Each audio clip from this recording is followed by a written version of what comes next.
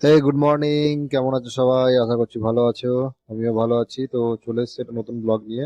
এখন সকাল বাজে 8টার সময়, আর কালকে যেহেতু সরস্বতী পুজো, তো এখানে সেই রকম ভাবে মানে লেগে পড়ে এখন সরস্বতী পুজোর জন্য। যে সবাই ছোটবেলায় আমরা উত্তেজিত থাকতাম, পাড়ায় পাড়ায় সরস্বতী পুজো, বাড়িতে সরস্বতী পুজো। আমাদের বাড়িতে যেহেতু আগে সরস্বতী পুজো হতো, তো আজকে মানে আজকের দিনটা আমাদের কাছে খুবই গুরুত্বপূর্ণ ছিল। প্রথম কথা হচ্ছে ঠাকুর নিয়ে আসা, প্যান্ডেল কমপ্লিট করা, তারপরে প্রসাদের বিভিন্ন রকম আইটেম, সমস্ত কিছু কিন্তু আমরা আয়োজন করতাম।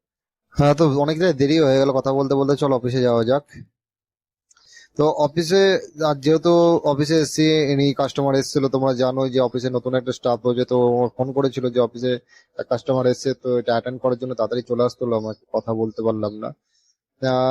তো অফিসে এসে এনার সঙ্গে প্রথমে আমরা ডিসকাস করে নিচ্ছি। অ্যাকচুয়ালি ইনি একটু কনফিউজ আছে যে কোন মেশিন নিয়ে ইনি ব্যবসা করবেন। ইনি কোনো মেশিন ঠিক করে আসেনি, এখানে এসে যেটা পছন্দ হবে সেই রকম দেখে তারপরে তিনি আইডিয়া নেবেন এবং তারপরে তিনি ভাববেন, তারপরে ব্যবসা শুরু করবেন। তো এনাকে সেই মতন আইডিয়াটা দেওয়া হচ্ছে যে কি কি নিয়ে উনি করতে পারেন। প্রথমে আমরা জানতে চাই তার বাজেট, তারপরে উম, কি কোন পরিপ্রেক্ষিতে তিনি বেশি ইন্টারেস্টেড, সেটার উপরে আমরা কিন্তু ভিত্তি করে ওনাকে আমরা সবাইকে সাজেস্ট করি যে আপনি এই মেশিনটাও নিতে পারেন, এই মেশিনটা নিতে পারেন।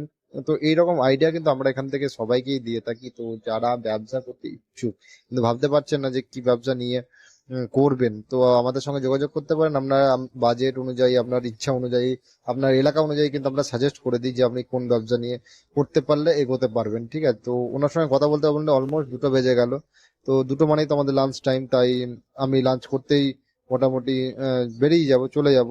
আর লাঞ্চ করে আমাকে আসতে হবে, কিন্তু অফিসে কিছু কাজ আছে, তারপরে আবার আজকে আমাকে বাস স্ট্যান্ড যেতে হবে মাল আনতে যাওয়ার জন্য। তো লাঞ্চ করে চলে এসেছি এবং ও লাঞ্চ করে চলে এসেছে, এবং যেহেতু ও নতুন তার জন্য ওকে আমাদের এখানকার অফিসের যাবতীয় কিছু তথ্য, মানে মেশিন ডিটেলস যেগুলো থাকে, কাস্টমার ডিটেলস, কাস্টমার ডিটেলস সমস্ত কিন্তু কিন্তু ওকে বুঝিয়ে দেওয়া হচ্ছে। এবং একদিনে তো এগুলো তো সম্ভব নয়, তা অল্প অল্প করে ওকে সেখানে প্রথমে হচ্ছে মেশিনের প্রাইস গুলো ওকে জানানো হচ্ছে, যে প্রাইস, ক্যাপাসিটি, প্রোডাকশন ক্যাপাসিটি, এবং যেগুলো আপনার ইয়ে থাকে, ডিটেলস থাকে হয় একটা মেশিনের, সেগুলো সমস্ত কিছু ওকে একটা একটা করে বোঝানো হচ্ছে। এবার স্পেসিফিক্যালি আমাদের এখানে তো 2, 4টে বা 10টা মেশিন তো নিয়ে মেনলি হয় না, এখানে মেনলি অলমোস্ট 100 অফ টাইপস এবং তার বেশি বলতে গেলে আমরা মেশিন নিয়ে কারবার করি। করতে করতেই ওকে বোঝাতে বোঝাতে সন্ধ্যা হয়ে গেল। তো সন্ধ্যাবেলাতেই যেহেতু আমার একটা মাল আসার কথা ছিল, একটা পেটি, তো এখানে গিয়ে কেসটা হয়েছে, বাস ঢোকার কথা বাস স্ট্যান্ডে।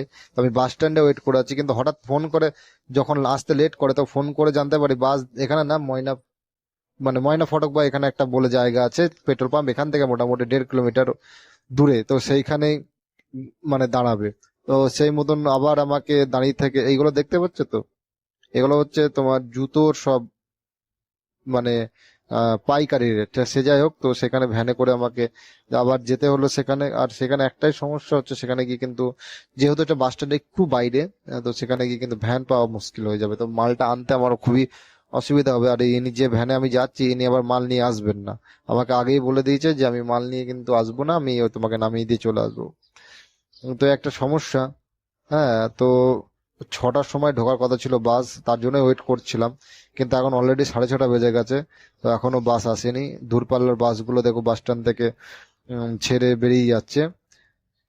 এখান থেকে সমস্ত রকম দূরপাল্লার বাসগুলোই যায় বিহার, আসাম, আসাম, গুয়াহাটি, শিলিগুড়ি, কলকাতা।